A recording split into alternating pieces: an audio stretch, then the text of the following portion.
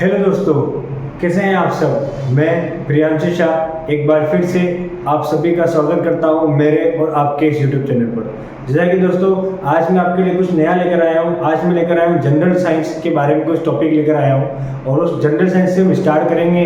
और जनरली बहुत सारे एग्जाम में आता रहता है, छोटे मोटे कॉम्पिटिशन एग्जाम में, लाइक सीईटी ले लो या फिर रीट ले लो, छोटे मोटे क्वेश्चन कभी ना कभी कहीं ना किसी एग्जाम में बन जाते हैं।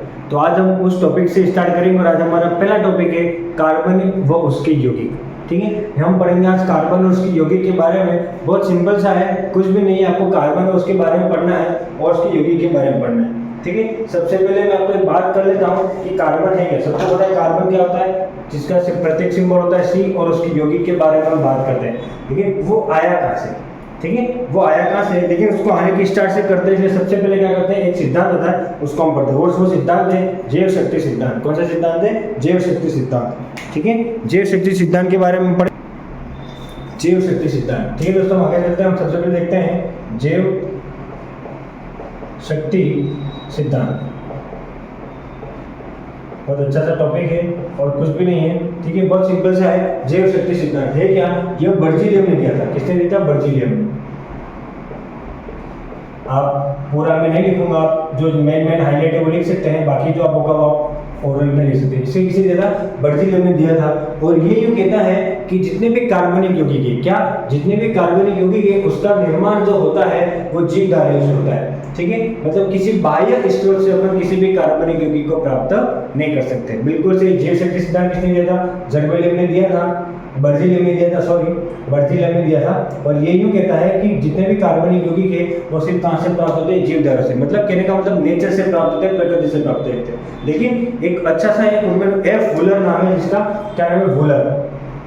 ये वूलर था। इस वूलर ने क्या किया, सर्वप्रथम, बहुत बार क्वेश्चन पूछता जाता है कि वूलर ने सर्वप्रथम क्या किया, प्रयोगशाला में, ठीक है, यानी कि जो लैब होती है उसमें क्या किया, एक ऑर्गेनिक कंपाउंड का निर्माण किया। और वो ऑर्गेनिक कंपाउंड यानी कि कार्बनिक यौगिक का नाम था यूरिया। ये क्वेश्चन आपका बनता है कि ऐसा कौन सा कंपाउंड है या ऐसा कौन सा कार्बनिक यौगिक है जिसको लैब में सबसे पहले बनाया गया, और वो कौन सा है, आपका यूरिया।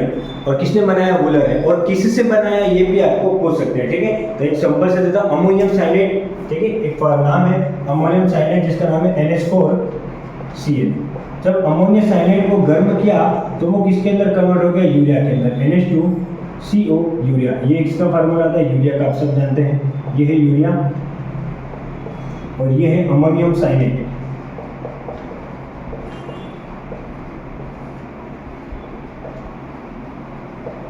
अमोनियम साइनेट। ठीक है, बहुत सिंपल सा है, कुछ भी नहीं है, तो ध्यान रखना है। जैव शक्ति सिद्धांत क्या कहता है कि जैव शक्ति सिद्धांत बर्जीलियम ने दिया था और वो कहता है कि जितने भी कार्बनिक यौगिक है वो कार्बनिक यौगिक किससे प्राप्त होते हैं, जीवधारियों से, यानी कि प्रकृति से प्राप्त होते हैं। लेकिन वूलर ने सर्वप्रथम प्रयोगशाला में, लैब में क्या किया, सर्वप्रथम कार्बनिक यौगिक का निर्माण किया। और वो कार्बनिक यौगिक कौन सा था, यूरिया। और निर्माण किया तो किससे किया, अमोनियम साइनेट से किया। ठीक है, एक ये छोटे से क्वेश्चन जो है वो यहाँ पर आपको बन सकते हैं। क्लियर। तो ध्यान रखना कि सबसे यहाँ पर सर्वप्रथम कार्बनिक यौगिक जो लैब में बनाया गया वो कौन सा था, यूरिया। किसने बनाया, वूलर ने। और किससे बनाया, अमोनियम साइनेट। ठीक है, अब बात करते हैं अपन किसकी, कार्बन की। किसकी बात करते हैं अपन, कार्बन की। बहुत सिंपल सा है, अपन बात करते हैं कार्बन। ठीक है, सब जानते हैं इसका जो प्रतीक होता है, सिंबल होता है, वो कितना होता है, C। ठीक है, जो परमाणु क्रमांक है, ये छोटी मोटी बातें हैं जो आपको अधिकतर याद रहती है। परमाणु क्रमांक है वो कितना है, 6। सबको पता है परमाणु क्रमांक भी कितना 6 है। जो द्रव्यमान है, जिसको अपन परमाणु भार भी बोलते हैं, द्रव्यमान है वो कितना दे रखा है आपका, 12। और जनरली इसका इलेक्ट्रॉनिक विन्यास भी अपन देख लेते हैं, जैसे छोटी मोटी कक्षा का है, वो होता है 1s2 2s2 2p। कितना होता है, 1s2 2s2 2p। एक छोटी सी बात ध्यान रखनी है, बाह्यतम कोश में इलेक्ट्रॉन, बाह्यतम कोश में इलेक्ट्रॉन, यानी कि आउटर मोस्ट शेल में इलेक्ट्रॉन की संख्या कितनी है, 4। कैसे जानेगा, ये जो डिनोट करता है वो कहलाता है आपका शेल। जो आगे नंबर लिखे हैं 1 2 2, ये आपका डिनोट करता है शेल को, कोष को। तो सबसे बाहर वाला बात करते हैं, सबसे बाहर कितना है, 2। और तो ये भी 2 है और ये भी 2 है। अगर यहाँ पर 1 होता तो उसको काउंट नहीं करते। क्लियर, ये भी 2 है, ये भी 2 है, इसके अंदर 2, इसके अंदर 2, तो टोटल कितने इलेक्ट्रॉन हो गए, 4 इलेक्ट्रॉन। ये एक बात ध्यान रखनी है आपको कि बाह्यतम कोश के अंदर कितने इलेक्ट्रॉन होते हैं, 4 इलेक्ट्रॉन। क्लियर। अब इसको रिप्रेजेंट करने का तरीका है, देख सकते हैं आप, अपन पहले भी पढ़ चुके हैं कि प्रत्येक को अपन लिखते हैं बीच में, ये आ गया C। परमाणु क्रमांक लिखते हैं यहाँ 6 से C12, ऐसे भी लिख सकते हैं, कुछ ऐसे भी लिख सकते हैं, जैसा भी लिखना चाहो एक ही बात है। क्लियर? ऐसे भी लिख सकते हैं, ऐसे भी लिख सकते हैं, जैसे भी लिखना चाहो। और कुछ कभी कभी अपन ऐसे भी लिख सकते हैं, जैसे कि C612 ऐसा। बस एक बात ध्यान रखना है, जो ये नीचे लिखा है वो आपका क्या है, परमाणु क्रमांक, और जो ऊपर लिखा है वो आपका क्या है, द्रव्यमान, वो आपका क्या हो जाएगा, द्रव्यमान। ठीक है, तो एक बात ध्यान रखना, बीच में आता प्रतीक, जो नीचे लिखा हुआ था वो कहलाता है आपका परमाणु क्रमांक, और जो ऊपर लिखा हुआ है वो आपका क्या कहलाता है, द्रव्यमान यानी कि परमाणु भार। है तो कोई प्रॉब्लम नहीं है, बहुत सिंपल सा है। एक चीज और है, जैसे कि आप पढ़ चुके हो कि परमाणु के कौन होते हैं, प्रोटॉन, न्यूट्रॉन, इलेक्ट्रॉन। सब जानते हैं कि किसी परमाणु के अंदर क्या होता है, एक होता है प्रोटॉन, एक होता है न्यूट्रॉन और एक होता है इलेक्ट्रॉन। तो कार्बन के अंदर ये तीनों की संख्या कितनी होती है, 6। ठीक है, तो कार्बन के अंदर प्रोटॉन भी 6 होते हैं, कार्बन के अंदर न्यूट्रॉन भी 6 होते हैं, और कार्बन के अंदर इलेक्ट्रॉन भी क्या होते हैं, 6 होते हैं। ठीक है, बिल्कुल क्लियर। चलिए अब अपन बात करते हैं कार्बन की प्रॉपर्टीज पे। ठीक है, जो कार्बन है उसके क्या क्या गुण हैं, थोड़े से गुण जो है वो इंपॉर्टेंट है, वो अपन देख लेते हैं क्या है। देखिए, कार्बन के अंदर क्या होता है, एक श्रृंखलन का गुण होता है। किसका गुण होता है, श्रृंखलन का। कार्बन में जो गुण होता है वो होता है श्रृंखलन का गुण होता है,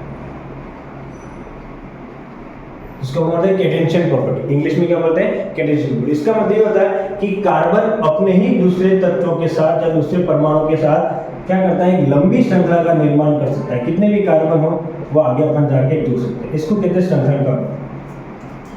ठीक है, बिल्कुल सही। तो कार्बन के क्या होता है, श्रृंखलन का गुण होता है, यानी कि कार्बन जो होता है वो अपने ही दूसरे कार्बन के साथ एक लंबी श्रृंखला का निर्माण कर सकता है। ठीक है, बिल्कुल। एक दूसरी प्रॉपर्टी होती है कि जो कार्बन होता है वो चतुर्भुज संयोजकत्व होता है। क्या होता है, चतुर्भुज संयोजकत्व या संयोजकता, जो भी बोलना चाहो। क्वाड्रिक वैलेंटेड, चतुर्भुज का मतलब होता है 4 और संयोजकता का मतलब होता है उसकी वैलेंसी। कितनी वैलेंसी होती है, 4 वैलेंसी। देखो सिंपल सी बात है, आउटर के आउटर मोस्ट शेल में इलेक्ट्रॉन अपन पढ़ चुके कितने हैं, 4, और उसको अष्टक पूरा करने के लिए कितने इलेक्ट्रॉन चाहिए, 8 इलेक्ट्रॉन। अष्टक पूरा करने के लिए कितने इलेक्ट्रॉन चाहिए, 8 इलेक्ट्रॉन, और है उसके पास कितने, 4 इलेक्ट्रॉन। तो ध्यान रखना, कार्बन जो है वो 4 इलेक्ट्रॉन दे सकता है, वह 4 इलेक्ट्रॉन ग्रहण कर सकता है। समझ में, बहुत सिंपल सा है, सीधी सी बात है। अरे 8 इलेक्ट्रॉन उसको बनाने हैं, उसके बाद टोटल कितने हैं, 4 इलेक्ट्रॉन। तो 4 इलेक्ट्रॉन वो दे भी सकता है और 4 इलेक्ट्रॉन वो ले भी सकता है। क्लियर, 4 इलेक्ट्रॉन वो दे भी सकता है और 4 इलेक्ट्रॉन वो ले भी सकता है, लेकिन वो ऐसा करता नहीं है। वो क्या करता है, साझा करता है। मतलब 4 इलेक्ट्रॉन तो उसके पास है ही, और 4 इलेक्ट्रॉन दूसरे को लेके क्या करेगा, पेयर करेगा। क्या करेगा, इलेक्ट्रॉन का साझा करता है, शेयरिंग जिसको बोलते हैं अपन, शेयरिंग करता है। कौन, कार्बन। ठीक है, तो ध्यान रखना, कार्बन के तो 2 गुण अपन ने पढ़े। क्या पढ़े, एक पढ़ा अपन ने श्रृंखलन का गुण, एक पढ़ा अपन ने चतुर्भुज संयोजकता का गुण। मतलब कार्बन के पास कितने होते हैं, 4। क्लियर, यहाँ तो कोई प्रॉब्लम नहीं होगी आपको, बहुत सिंपल सा है। ठीक है, अब अपन बात करते हैं इसके आगे समस्थानिक की। किसके, कार्बन के। ध्यान रखना, कार्बन के समस्थानिक की बात करते हैं, और समस्थानिक क्या होता है ये अपन किसी क्लास में, पिछले क्लास में पढ़ चुके हैं। समस्थानिक का मतलब ये है कि परमाणु क्रमांक समान, समस्थानिक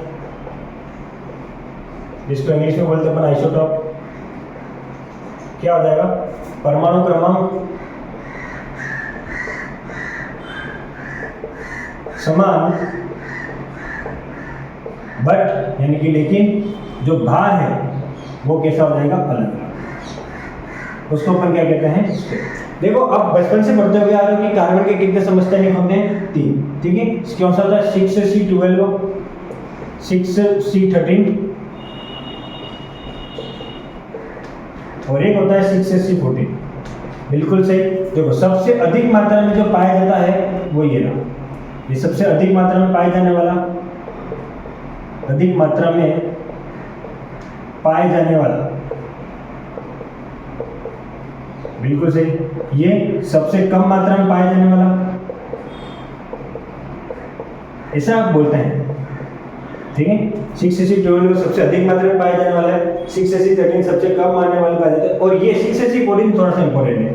क्यों है? क्योंकि ये जो है आपका रेडियो एक्टिव है। कैसा है? रेडियो एक्टिव, यानी कि रेडियोधर्मी, हिंदी में भी रेडियो एक्टिव और इसमें भी रेडियो। इसका जो होता है वो जीवाणुओं की अणु ज्ञात करने के लिए देता है। क्या? जीवाणुओं की आयु ज्ञात करने में इसका उपयोग किया जाता है। जीवाणु की आयु ज्ञात करने में,